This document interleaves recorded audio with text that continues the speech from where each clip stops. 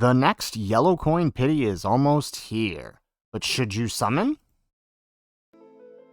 How's it, everybody? Celtic Link here. We're back for another Dokkan battle video. In today's video, we are taking a look at the LR Teq Gohan and Piccolo from the planet Namk Saga and determining whether or not you should summon for this yellow coin LR. As always, in our determination, we're going to look at three factors. Number one, we'll take a look at the unit itself. Is that unit worth the summon? Two, we'll look at the unit's banner, or at least banner prediction, being as we are now in full sync mode and we have no idea what to expect to see what might be worth considering on this banner. And then finally, we'll look at what's coming ahead. What is it that if we spend on this banner, are we giving up in the near future? So let's go ahead and let's start by taking a look at what the unit is doing. So, as a yellow coin LR, he is a planet Namk Saga, bond of master and disciple, category key 4 HP attack defense, 150%. Pretty standard. On his 18 key, he is raising attack and defense for the turn and causing make colossal damage, while infinitely stacking on his 12 key. So you do want to prioritize that 12 key early on. On his passive skill, he's got attack and defense 200%. He has an additional attack 150% when performing a super attack. And he gets key 3 and reduces damage received by 30%, and chance to perform a critical hit 30%, and launches an additional attack that has a high chance of becoming a super attack for 3 turns from the entry turn. He gets key 3 and reduces damage received by 30%, and chance to perform a critical hit 30% as the first attacker in a turn. He gets key 3 and reduces damage received by 20%. And chance performing critical hit 20% when there's another planet Namk Saga or Namekian's category ally attacking in the same turn. He recovers 20% HP at the end of the turn. So in base, he's a stacker. He's got some pretty good defensive tech to help him survive as he stacks up. He really wants to be on that Namk Saga team, though. He is very, very highly tuned to that team. Now, once you below 70% or less, or from the after the fourth turn or from the 6th turn, you can go ahead and exchange with the Piccolo here. And once he changes into Piccolo, he is continuing to raise attack and defense infinitely, but now he's massively raising attack and defense on his 18 key, which is really, really helpful, right, to put out that big damage numbers. He now gets key 8 and attack defense 250%. He has an additional attack 150% when performing a super attack. He reduces damage received by 50%. He has a high chance of performing a critical hit and launches an additional attack that has a 70% chance of becoming a super attack. He has an additional key 4 and launches an additional super attack starting from the turn in which the character receives an attack. He also, when HP is 70% or more at the start of the turn, he has an additional damage reduction of 20% and gives superclass allies 70% defense. When HP is 70% or less at the start of the turn, he evades enemies' attacks, including super attack within the turn once only, and from the character's next attacking turn onward, he has a 50% chance to evade, with a recovery of 25% HP at the end of each turn. So honestly, he's actually really, really good. Problem is, he's highly tuned to the Namk Saga team. So as a unit, standalone, he's insane. Piccolo, once Piccolo comes out, he's a force to be reckoned with. Defense can be a little sketchy if you don't build him up in the base, but the nice thing is that can be mitigated by the fact that the team has access to the likes of Nail to kind of protect slot 1 once Nail gets going, and also he can continue to stack attack and defense to build up in the case that you didn't build up enough while in the Gohan mode, where his defense is slightly better. But all in all, a really good unit. I would say that if you like the Namk Saga, right, and you're a fan of Gohan or Piccolo, the unit is very good, and he is probably worth a summon. The only issue is, again, as I said, highly tuned to the Namk Saga team. So unless you summoned for Vegeta, then probably not such a good idea. So it's kind of hard to call this one, because unless you summon for Vegeta, you don't have a place to run this guy. That's just, unfortunately, how it is right now. So I would kind of say that we'll put it in the category for the unit if you are someone who likes the unit, but if you don't, then maybe steer clear. So the next thing we got to look at is the banner. Now, unfortunately, because this is a yellow coin banner and we are now fully synced, we have no idea what could be on the banner. What we can say, though, is who the likely other LRs are. They are typically related to whoever the lead is, right? So Namk Saga or Bond of Master and Disciple. Now, the thing about the Namk Saga is there's currently a category banner on Global and JP that has both this guy and the LR, Krillin, and Gohan. So there's probably a pretty high likelihood they won't be on the banner. Who we could see on the banner, though, is likely Ginyu and Full Power Frieza, as they are the other Yellow Coin Namk Saga LRs.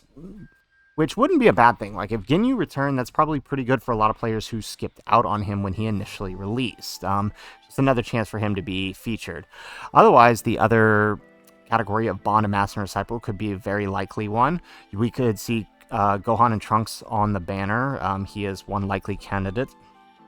Goku and Gohan could show up again. LR, Super Saiyan 2 Gohan, right? This is a tough one because there are quite a number of characters this one could be, right?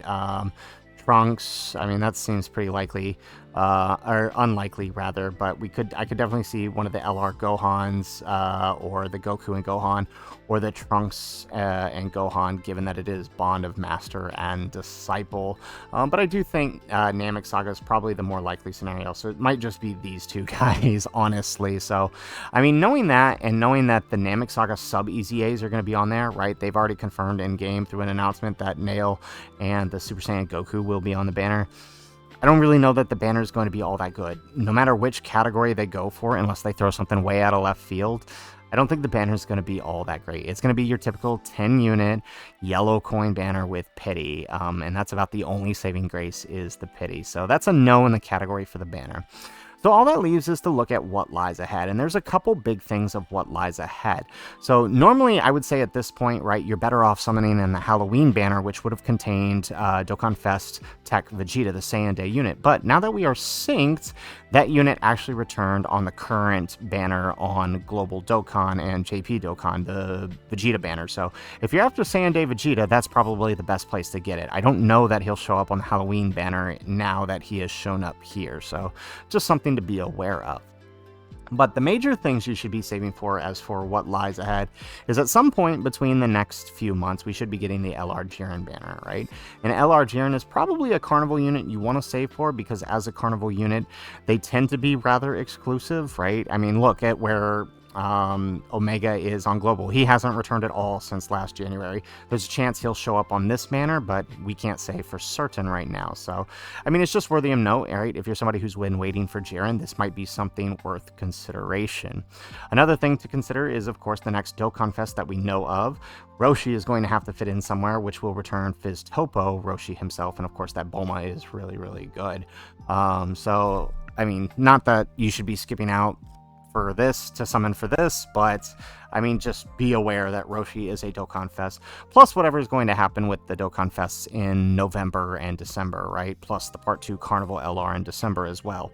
And if that wasn't enough, right, another big thing, for those of you who missed out on the 9th anniversary, right, say you didn't pull one of these units, the Tech UI, the Broly, the Beast Gohan, in December or possibly November, we'll be getting this Tanabata banner, right? Or the they might relabel it the thank you banner, or it might just be the Christmas banner as it always is. It's kind of a hard summon. There are a lot of featured units, but a lot of people who missed out on Anniversary are waiting for this banner return. If not to coin them, at least have another shot at summoning for these two units here. So, I mean, just know that if you were planning on doing it, summoning for this guy on his yellow coin pity banner, it's going to take away from that. Otherwise, I mean, we don't really know what's coming else next, right? We know that Dragon Ball Heroes will be in the latter half of November, so if you're someone who likes Heroes, consider you're giving up your Heroes, summons by doing this, even though there's a much greater guarantee now than before. We also have to consider that we don't know what the December LR and the December Part 2 Carnival LR are going to be either, so just worth noting there. And then, of course, the big elephant in the room, we are now sharing Anniversary, which occurs in February now. So we will be sharing Anniversary with JP. This means that, I mean, realistically, most players shouldn't be spending a dime until that day happens in February. We now know that we have Dokkan Festival Pity coins and Carnival Pity coins that are likely to remain the same. So you want to enter that anniversary with as many stones as possible. So knowing all of that, right? Because it takes about 2,500 stones to pity a unit if you get that unlucky, and it is across all the banners of the anniversary. So you probably want to make sure that you're entering the anniversary with at least 1,000 to 1,500 stones, which can be done if you had begun saving right after Worldwide. So I would say, knowing that all of that is coming, plus anniversary looming on the horizon, that's probably a no in the category of what lies ahead. So for the first time ever, I think we've got 3 no's across the board. One for this guy, because while he is good, the unit himself in a vacuum is good, he's highly limited to the Namk Saga team, which, unless you summon for Vegeta, you don't have a team, right? To add on to that, the banner's probably likely not to be that good. And then, of course, knowing that anniversary is on the horizon, we have a 3-way tie of no summon at all. I can't, in good faith, recommend summoning on this banner. Now, I will note, as a low-to-play, pay-to-play player, there are guaranteed featured tickets, right? The 30-unit multi-tickets, which guarantee a featured unit. So, I mean, if you're somebody doing that, I mean, it's worth it. If you are pay-to-play, low-to-play, I mean, the pity isn't that bad. But I would definitely say, right, if you start to feel like you're approaching 500-600 stones, it might be time to back off. Even though you might be close to pity at that point, it's kind of a hard call. You're gonna have to make that judgment for yourself. But personally, I would back off at that point if it took me that long to get the 1 copy, having just done it for Vegeta after all. So, guys, that is my recommendation. My recommendation for this is a resounding no, and I don't often make that recommendation. So, I mean, that should kind of tell you where we're at as global players, right, with everything on the horizon. So, guys, that's it for the video. If you liked the video, make sure you hit that like button and subscribe to the channel if you have not already. And in the comments down below, let me know, will you summon for Piccolo and Gohan? I might give it a go. Like I said, I am a fan of Piccolo, so I am a simple man. I see Piccolo, I summon. So I will probably try to grab a copy of him because I do want to test him out. And of course, we got to make that sweet content, right?